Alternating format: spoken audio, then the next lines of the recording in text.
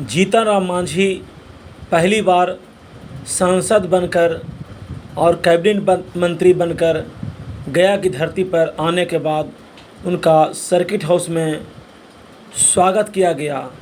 उनके पार्टी के लोग और उनके गठबंधन के लोग आज उनसे मिलने का सिलसिला जारी रहा।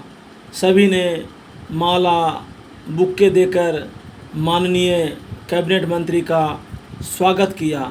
स्वागत करने में रंजीत कुमार, लखनपुर के मुखिया प्रतिनिधि उमेश कुमार वर्मा, सुनील कुमार मंडल के अलावा नंदलाल मांझी, सुरेश मांझी, कई कार्यकर्ताओं ने उनका भव्य स्वागत किया और सर्किट हाउस पहुंचने के बाद उनका कुशल क्षेम पूछा और उन्होंने कहा कि मैं पहले से ही कहता था कि मैं अगर जीता तो मैं कैबिनेट मंत्री बनूंगा, मेरा मंत्री बनना तय है। जिस दिन माननीय मोदी जी गांधी मैदान हमारे लिए पहुंचे थे, उसी दिन हमने सभी को कह दिया था मैं जीतने के बाद मंत्री बनने वाला हूं और मंत्री बनकर मेरे द्वारा गया का कायाकल्प बदलने वाला है।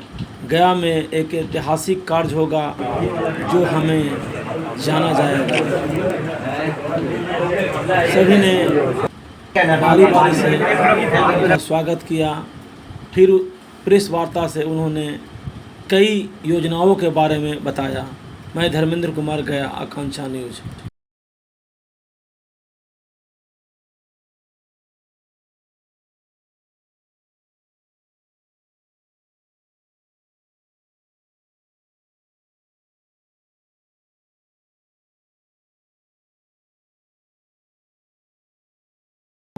को क्या था, हमें उन्होंने भुला दिया था, लेकिन चलिए अंत भला तो सब भला। आज उन्होंने किया है और जो गरिमा गया के लोगों को मिली है, मेरे माध्यम से मेरा सौभाग्य है कि गया का प्रथम मुख्यमंत्री होने का मुझे सौभाग्य मिला था और आज गया का प्रथम कैबिनेट मंत्री होने का भी सौभाग्य मिला है। इसलिए गया का ये जो ऋण है जीवन भर हम लोग कभी नहीं भूलेंगे। महान जनता को बहुत किया। रही बात, हम नहीं जानते थे कि प्रधानमंत्री नरेंद्र मोदी जी हमको इतना बड़ा विभाग देंगे, लेकिन विभाग देते हुए उन्होंने कहा कि मांझी जी हम अपने विजन का विभाग आपको दिया है। उस समय हमको नहीं पता चलता था कि क्या विजन उनका है, लेकिन जब विभाग का मैं समीक्षा कर रहा हूँ तो हमें लगता है कि सही है। माइक्रो का मतलब सबसे नीचे तबके का और स्मॉल का मतलब उससे बड़ा और मीडियम का मतलब कि बड़ा से थोड़ा कम। कहने का मतलब उद्योग जगत में सारी संभावनाएं इसी विभाग में सन्निहित है। इसका दूसरा अर्थ ये भी हुआ कि छोटा से छोटा वर्कर को लेकर के बड़ा से बड़ा वर्करों को भी इसमें अवसर दिया जा सकता है, उनको स्वरोजगार के लिए। आज जब एक तरह से रोजगार की स्थिति बहुत काफ़ी गंभीर है, वैसी परिस्थिति में ये हमारे सामने एक चैलेंज है और प्रधानमंत्री की ये बात है कि मेरा विजन है, तो मेरे ऊपर एक बहुत भारी जिम्मेदारी आ गई है कि हम कैसे इस विभाग को ले चलें जिसमें कि अधिक से अधिक युवाओं का समायोजन हो, उनको रोज़गार मिले और राज्य की समृद्धि बढ़े। तो इसलिए हम प्राणपण से नरेंद्र भाई मोदी जी के जो सपना है उसको पूरा करने में लग गए हैं। और आज क्योंकि गया से प्रथम बार चुनाव जीत के गए थे और गया दिल्ली से बाहर आने का मौका मिला, तो सोचा कि सबसे पहले हम गया के लोगों को अपना आभार व्यक्त करें पर्सनली मिल करके। इसी संदर्भ में हम आए हुए हैं और जैसा कि लोग आ रहे हैं, मिल रहे हैं, हमारा सौभाग्य है कि सब लोग हमारे प्रति स्नेह दिखला रहे हैं और हम भगवान से प्रार्थना करते हैं कि भगवान हमें शक्ति दें कि ताकि प्रधानमंत्री जी के सपना को हम पूरा कर सकें और गया के हज़ारों हजार लोगों को जो अपेक्षाएं हैं खास करके नियोजन के संबंध में उसको हम पूरा कर सकें। सर तेजस्वी यादव का रावत में भी बयान हारने वाला लोग सदा यही कहता है कि अबर आओ हम पटक देंगे, यही चीज़ वो लोग कर रहे हैं। डे वन से वो लोग नकारात्मक बात बोलते हैं तो उनकी बात पर प्रतिक्रिया देना उचित नहीं है और ऐसा होते रहता है आए दिन। लेकिन ये सरकार 5 साल एकदम ठोक करके चलेगी और भारत को संसार का तीसरी अर्थव्यवस्था बना करके रखेंगे नरेंद्र मोदी जी इसी पीरियड में। ये है, इसलिए सरकार न चलने का कौन बात है। सर नगर निगम मेयर को लेकर मामला, नगर निगम में मेयर को लेकर जाति को लेकर मामला एक आया है। देखिए वो सब इंक्वायरी की बात है, वो कोर्ट का मामला है, वैसा चल रहा है, उसके बारे में हम कुछ नहीं कहेंगे।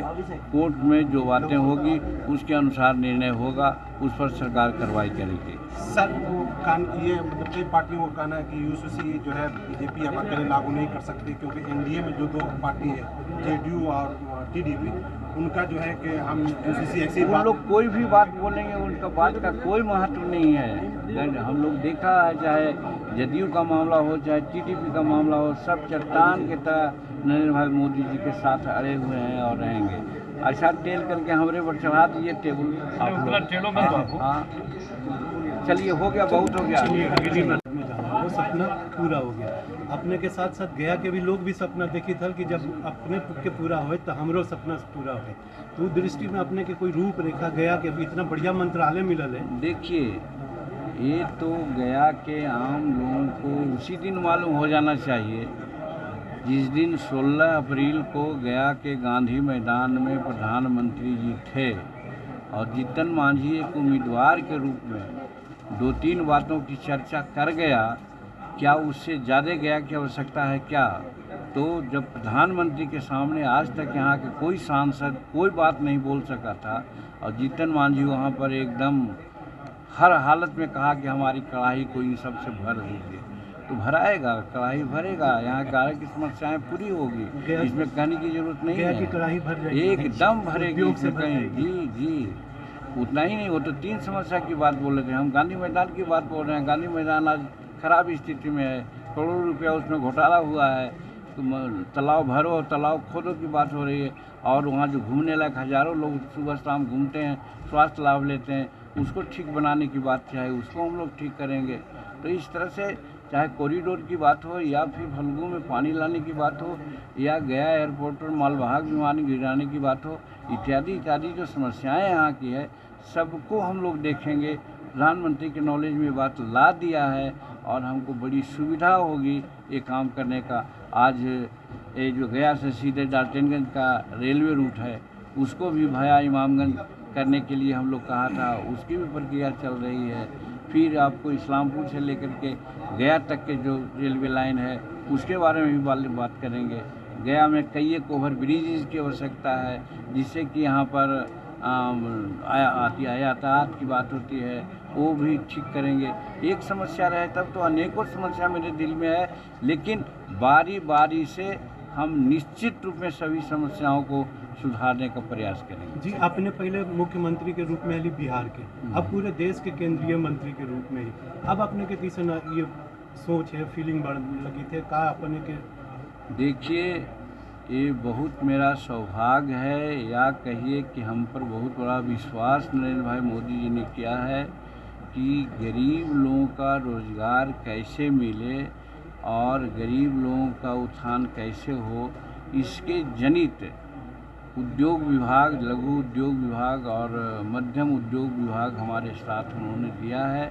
हम भरपूर अपनी क्षमता का प्रयोग करेंगे जिससे कि हज़ारों लाखों लोग इसमें नियोजन पाएंगे और जो गड़बड़ियाँ हो रही है वो नाम पर बहुत से स्कीम चल रहे हैं उस सब का भी उद्भेदन करेंगे ताकि सरकारी पैसा का दुरुपयोग नहीं हो और यहाँ के युवाओं को अधिक से अधिक रोजगार मिले।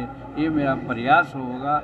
इसमें आप लोगों का भी सहयोग है, आम जनता से भी सहयोग की मांग करते हैं। इंडिया अलायंस के पार्टियों का कहना है